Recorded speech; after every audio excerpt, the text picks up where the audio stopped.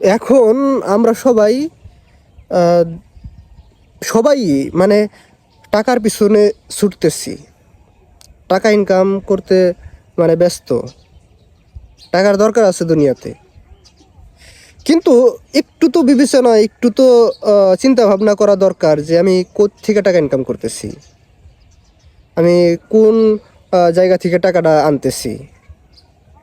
এখন এই বিষয়টা কেউই চিন্তা করে না, কেউই না, কোনো একজনও চিন্তা করে না।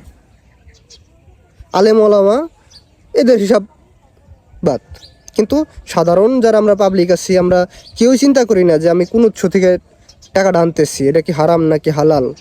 এখন যদি এই হারাম হালালের প্রশ্নে যান তাহলে বলবো যে বাপু রাখো তো, বাদ দাও তো এইসব কথা। এখন এইসব কয়জন চিন্তা করে, মানে এই কথাটাই কয়, বাপু রাখো তো, কিরা সুদ খায় না, কিরা ঘুষ খায় না, এরকম করে কথা কয়। কিরা সুদ খায় না, কিরা ঘুষ খায় না, ওইটা তো ভাই আপনার আমার দেখার বিষয় না। ওই যে একটা বাংলায় কথা বলেন না যে আপনার কবর অন্যজন যাইব না, এটা হলো বাস্তব কথা। কিরা সুদ খায় না, কিরা ঘুষ খায় না, ওটা তো আপনার আমার দেখার বিষয় না। আপনার কবরে আপনি আমিই যাব, ওইখানে প্রশ্নের জবাব আপনাকে আমাকেই দিতে হবে, ভালো খারাপ আপনার আমার সাথেই হবে। তাহলে দুনিয়াতে যে আমাদের একটু ভালোভাবে চলা দরকার, ভালোভাবে ইনকাম করা দরকার, এটা আমরা ভুলে গেছি। মরার পর তো একটা প্রশ্ন হবে, 5টা প্রশ্ন হবে, সেখানে একটা প্রশ্ন থাকবে যে তুমি কোন উৎস থেকে টাকা আয় করছো এবং কোন জায়গায় ব্যয় করছো। আপনি তখন কি উত্তর দিবেন? যে আমি মানুষের কাছ থেকে ঘুষ নিছি এবং কি আমি ছাড়ে যায় টাকা ছিটাইছি, এই কথা বলবেন? আর ফেরেশতারা বলবেন বাহ বাহ তুমি জান্নাতি, এই কথা বলবে? ভাই এই টাকা ইনকাম করেন, আপনি বড় লোক হন, এটা দোষের বিষয় না, এটা কোনো দোষ না।